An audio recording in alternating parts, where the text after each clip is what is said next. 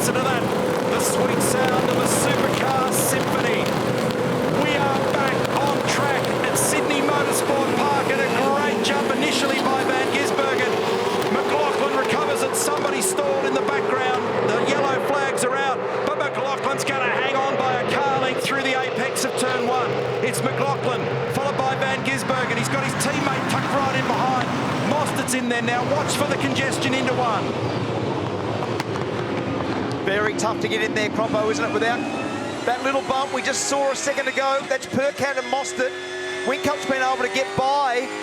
So when you see this run down into turn four, you always hold your breath, because he's been able to get around there. Can he hold the left-hand side and have the inside run for 5? Yes, he does. Great car control. So Nick Percat got down the inside, but was not able to hold that spot as McLaughlin gets a 3 or 4 car length break on Van Gisbergen. Todd Hazelwood was very wide down there at turn 5. The start was weird because initially McLaughlin didn't look comfortable at all. Van Gisbergen got the jump, and then there was a recovery by Scott and a slump by Shane, and it resolved with this gap that you can now see. And he's actually got a hefty gap. It's a second now, McLaughlin over Van Gisbergen. The car that was stalled in the background was Jack LeBrock, the super cheap auto Ford Mustang from Tickford. So they've successfully negotiated the hairpin now without too much trauma. Driving to the number would appear to have served Van Gisbergen well. Check out the margins he's made in the recent past.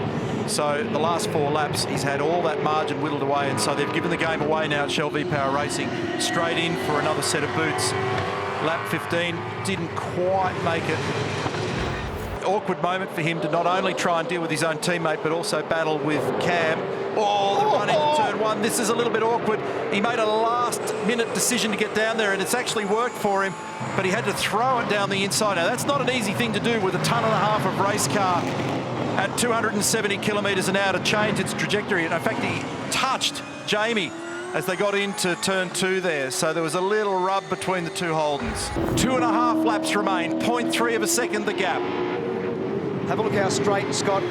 Oh, there you go, the track limits. I was going to say that was the spot. He just got warned over the radio. I'm sure it was Richard Harris. Said, be careful of turn 5. So he's got the bad sportsmanship flag. That means if you make one mistake there, you're in for a drive-through. Tick off 1. That's 11 to go. So slightly... Sorry, Mark. This is it. He's got to be able to get off here, Croppo. Stay left to be able to go right. That's what he's trying to do.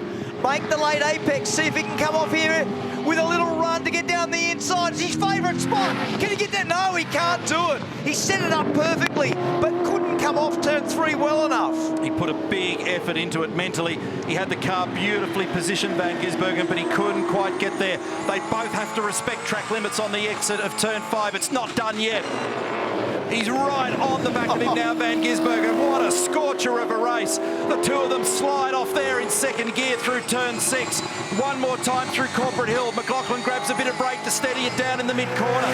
He slid it out of there last time. He's got to be very gentle around here, because if he forces himself into a mistake, he will get snipped. They are locked in combat.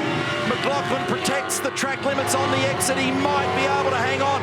He's got 2 more corners to negotiate, and 10 and 11. McLaughlin is just holding on by his fingernails. He turns it down low. Van Gisbergen tries to work a better exit. There will be nothing in it at the line. Shane's got a slightly better exit. What a fantastic race.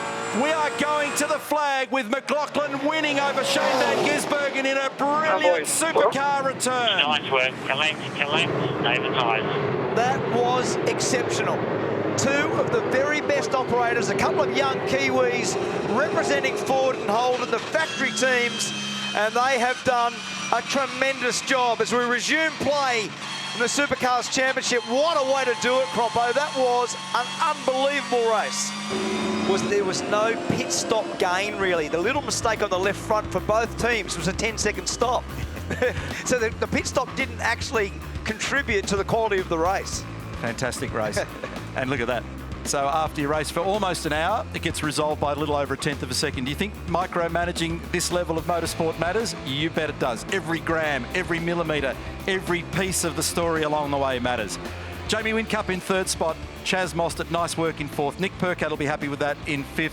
Waters, Holdsworth, Di Pasquale, Winterbottom, and Fabian Coulthard, who recovered nicely from what looked like a bit of a difficult opening run for him in the first portion of that. Hazelwood, Courtney, Fullwood.